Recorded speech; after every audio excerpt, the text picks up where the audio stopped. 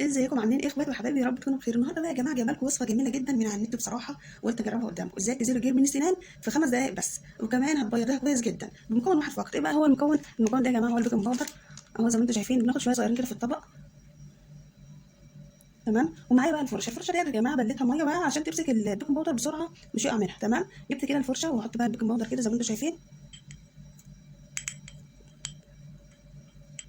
وتغسلي اسنانك بقى بيها لمده 5 دقائق، وهتسيب البيكنج باودر على اسنانك لمده دقيقتين كده بعد ما تغسليها، وهتزيل ان شاء الله الجير تماما من على اسنانك. طبعا الوصفه دي يا جماعه زي ما انا قلت لكم جايباها من على النت، قلت اجربها قدامكم، ولو نجحت هقول لكم تمام جربوها، ولو مش نجحت طبعا مش كل الوصفات يا جماعه اللي على النت وحشه، في وصفات ناجحه وجميله جدا. طبعا هيئت الفرشه وحطيت عليها البيكنج باودر، هبتدي بقى نغسل بها اسناننا وهوريكم النتيجه. هغسل بقى يا جماعه اسناني لمده 5 دقايق واوريكم بقى النتيجه.